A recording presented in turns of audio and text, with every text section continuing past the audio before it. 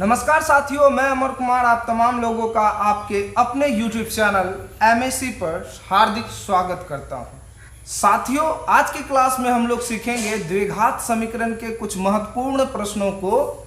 यदि आप इन प्रश्नों को अच्छे से करना चाहते हैं तो बने रहिए आप हमारे इस वीडियो के साथ। तो चलिए शुरू करते हैं।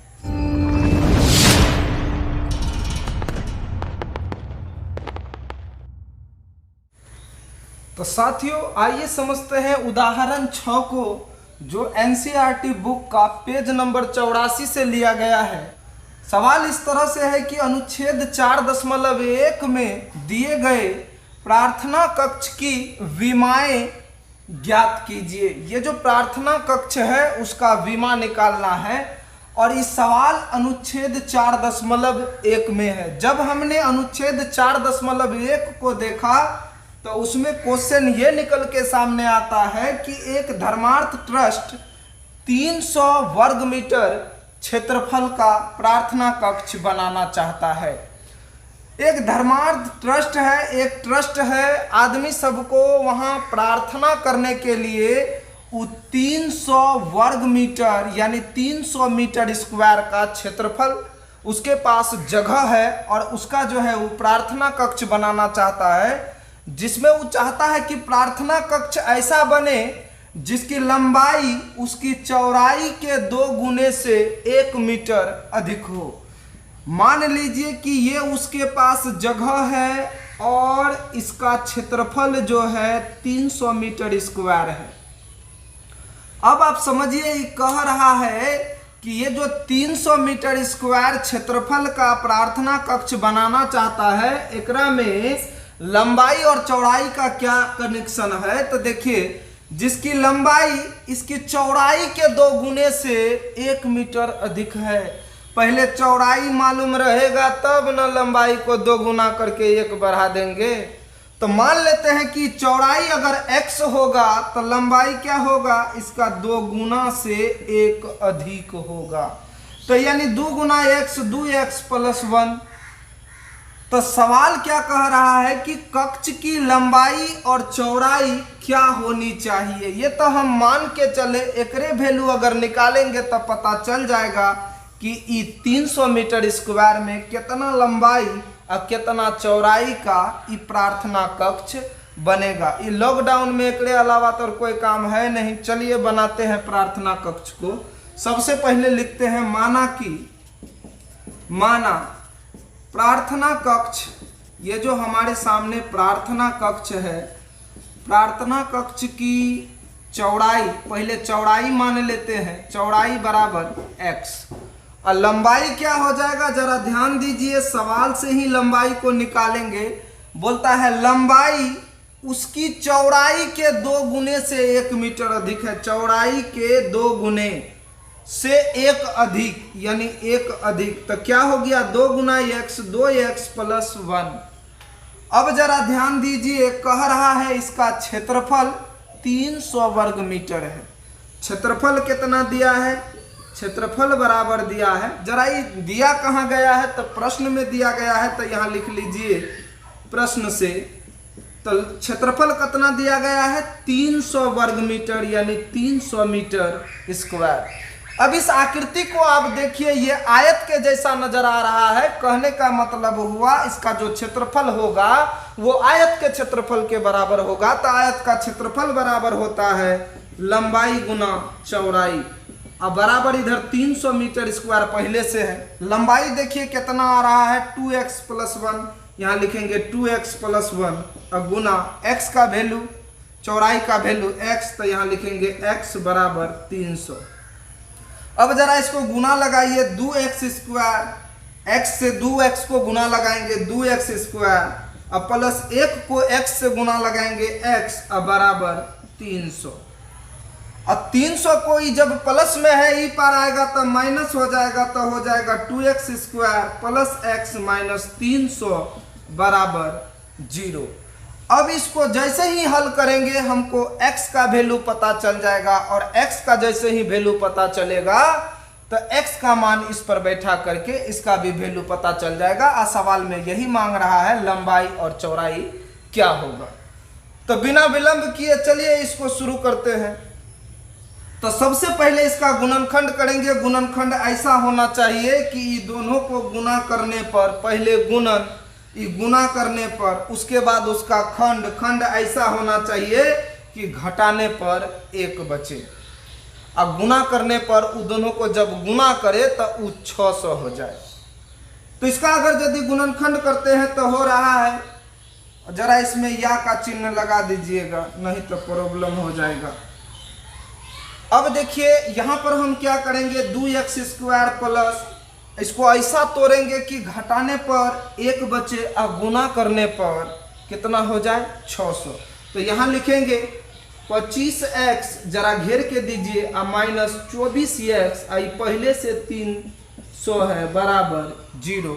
अब जरा ध्यान दीजिए, ये दोनों को घटाने पर कितना बच रहा है, 1, और 25 और गुना 24 करेंगे तो कितना हो जाएगा, 600।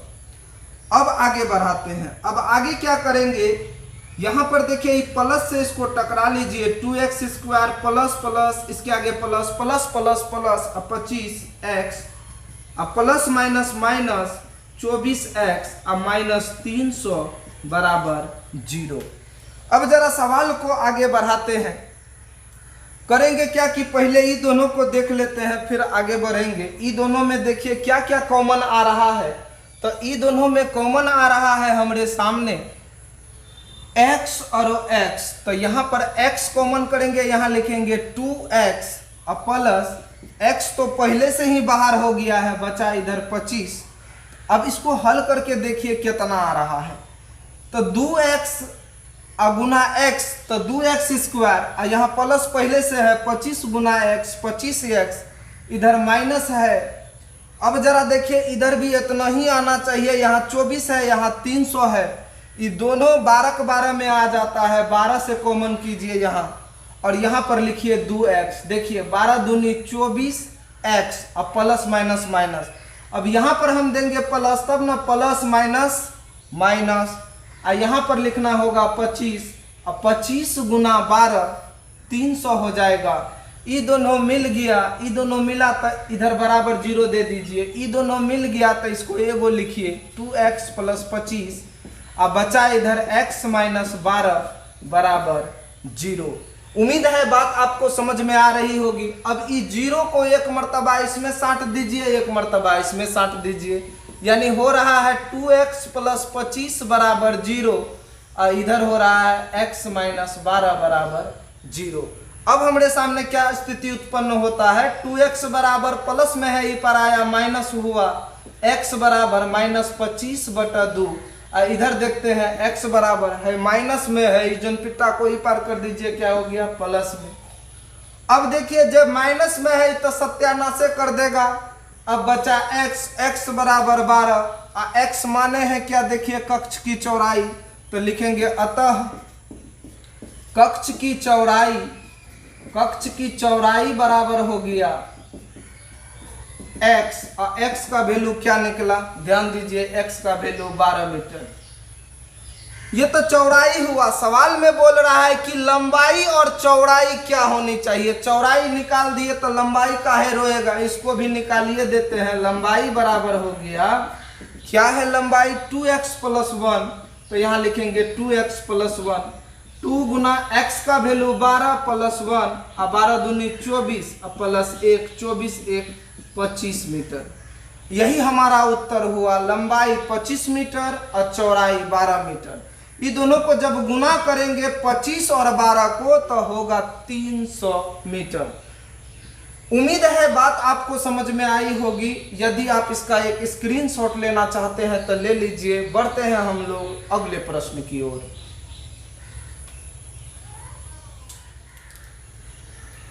अगला सवाल है उदाहरण 11 का। उदाहरण 11 कह रहा है, क्वेश्चन कह रहा है कि दो ऐसे क्रमागत विषम पूर्णांक ज्ञात कीजिए जिनके वर्गों का योग 290 हो। प्रश्न में कुछ न कुछ कह देता है। क्या कह दिया है यहाँ कि जिनके वर्गों का योग 290 हो। किनके वर्गों का योग? तो दो ऐसे क्रमागत विषम धनात्मक पूर्णांक। देखिए पूर्णांक का मतलब होता है गिनती की संख्या, लेकिन यहाँ पूर्णांक बोल करके दम नहीं मारा है, ये बोला है धनात्मक पूर्णांक, यानी जो संख्या प्लस में आवे, जो संख्या प्लस में आवे उसको कहते हैं धनात्मक पूर्णांक। अब सवाल ये है कि यहाँ पर सिर्फ धनात्मक पूर्णांक बोल के दम नहीं मारा है, ये तो पूरे गोसिया गया है, पूरा दम लगाया है, ये बोल रहा है विषम धनात्मक पूर्णांक। तो अब बताइए विषम संख्या किसको कहते हैं? जकरा 2 से भाग देने पर पूरा पूरा नहीं कटे। इसमें से आ गया जैसे 3, 5, 7, ये क्रम से कैसे आएगा? 3, 5, 7, 9, 11, 13, 15 चलते रहेगा। अब बोलता है दो क्रमागत विषम पूर्णांक, कोई सा भी हो सकता है, लेकिन सबसे बड़का पॉइंट नोट करने वाली बात ये है कि लगातार विषम संख्या में 2 बढ़ता है। अगर यहां पर हम देखें तो बोलता है दो ऐसे क्रमागत विषम धनात्मक पूर्णांक ज्ञात कीजिए जिनके वर्गों का योग 290 है। तो साथियों अगर यदि हम इसको बनाते हैं तो सबसे पहले हमको लिखना होगा कि मरकर वो दम तोड़ रहा है। चलिए माना कि पहला विषम धनात्मक पूर्णांक, पहला विषम धनात्मक पूर्णांक अगर हम x मान लेते हैं तो दूसरा क्या होगा? दूसरा विषम धनात्मक पूर्णांक हो जाएगा x + 2 और तीसरा तो x + 4, काहे कि 3 और 4 7, लेकिन तीसरा मानना नहीं है, घबराइए मत। आगे बढ़ते हैं। बोलता है प्रश्न में कि जिनके वर्गों का योग, जिनके यानी किनके? ई दोनों के। अब जिनके वर्गों का योग कितना दिया है? 290 दिया है, ये प्रश्न में दिया है, तो लिखेंगे प्रश्न से। प्रश्न क्या है कि वर्गों का योग, इसका वर्ग और वर्ग इसका भी वर्ग और ये दोनों वर्गों का योग यानी जोड़ कितना? 290। अब इसको आप हल कीजिएगा, x का वैल्यू निकलेगा और जितना x का वैल्यू निकला अगला को निकालिए, ओकरे में 2 जोड़ दीजिएगा, कहानी खत्म है। तो चलिए इसको देख लेते हैं। x पर स्क्वायर x² a + b का होल स्क्वायर, तो हो जाएगा क्या? a² + 2ab, a का वैल्यू x, b का वैल्यू 2 + b² अब बराबर 290। अब इसको हल कर लेते हैं। x² इधरों x पर स्क्वायर x² + 2 दूनी 4x + 2 दूनी 4 अब बराबर 290। अब देखिए एक x² इसको जोड़ देते हैं 2x² और प्लस 4x पहले से है, ये 4 ही पार में है, उसको ऊपर कर दीजिए, ठीक रहेगा, काहे कि जिसका जोड़ी जहां है वहीं रखना चाहिए।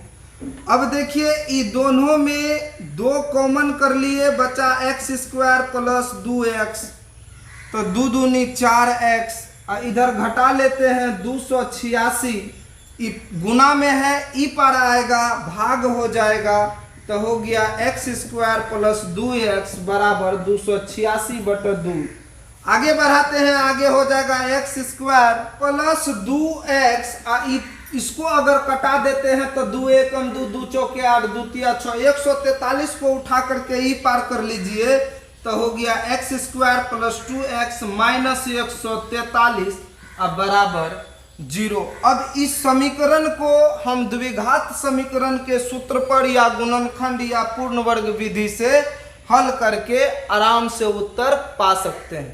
तो चलिए इसको अब आगे हमको करना क्या है? इसका फैक्टर करना है। लिखा है x², 143 को 1 से गुना करेंगे, 143 को ऐसा तोड़ेंगे कि घटाने पर 2 बचे और गुना करने पर 143 हो। तो यहाँ पर लिखेंगे ये 2 के बदला में 13x और -11x, और इधर पहले से दिया है -143 बराबर 0। देखिए अगर यदि 13x में से 11x घटाएंगे तो बचेगा 2x और इन दोनों को गुना करेंगे तो होगा 143। अब आगे क्या करेंगे, इसको प्लस से टकरा देते हैं। x square plus plus plus 13x plus minus minus 11x और माइनस 143 बराबर 0। अब देखिए ये दोनों में x है, x कॉमन कर लीजिए, यहाँ बचा x प्लस 13, यहाँ माइनस 11 कॉमन कीजिए, यहाँ लिखिए x प्लस 13 बराबर 0। एक बार मैचिंग करा के देख लेते हैं। x गुना x एक्स स्क्वायर 13 गुना x 13x, इधर प्लस माइनस माइनस 11 गुना x 11x और प्लस माइनस माइनस 11 गुना 13 143। अभी दोनों मिल गया, एगो लिख लीजिए x प्लस 13 और इधर बचा x माइनस 11 बराबर 0। अभी 0 को एक मर्तबा इसमें सटा दीजिए, एक मर्तबा इसमें सटा दीजिए, यानी हो गया x प्लस 13 बराबर 0 और x माइनस 11 बराबर 0। तो साथियों x का वैल्यू यहाँ क्या आ रहा है, तो x बराबर आ रहा है -13। ये माइनस को तो लेने न है, सत्यानाश हो जाएगा। x बराबर आ क्या रहा है 11। काहे नहीं लेना है, क्योंकि ये हो गया ऋणात्मक संख्या और सवाल में बोल रहा है धनात्मक संख्या। तो हम लोग को आराम से समझ जाना है, तो इसको नहीं लेना है। और x का वैल्यू 11 हुआ, यानी कहने का मतलब हुआ पहला विषम पूर्णांक क्या होगा 11। तो लिखेंगे अतः पहला विषम धनात्मक पूर्णांक बराबर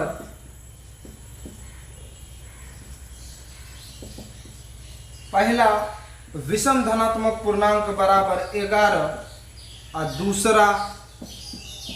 दूसरा विषम पूर्णांक हो गया कितना होगा, ध्यान दीजिए वहां लिखा है x प्लस 2, x का वैल्यू 11 प्लस 2 हो गया कितना 13। यही हमारा उत्तर हुआ। तो साथियों उम्मीद है आपको बात समझ में आ रही होगी। साथियों यदि आपको आज का वीडियो अच्छा लगा हो तो वीडियो को लाइक कीजिए, यदि वीडियो बहुत अच्छा लगा हो तो वीडियो को शेयर कीजिए, और यदि आप कोई सुझाव देना चाहते हैं तो कमेंट में 2 शब्द जरूर लिखिए। यदि आप मेरे चैनल पर नए हैं तो मेरे चैनल को सब्सक्राइब कीजिए और बेल आइकन को दबा दीजिए, ताकि मेरे द्वारा कोई भी नया वीडियो अपलोड किया जाए तो उसका नोटिफिकेशन आप तक सबसे पहले पहुंच सके।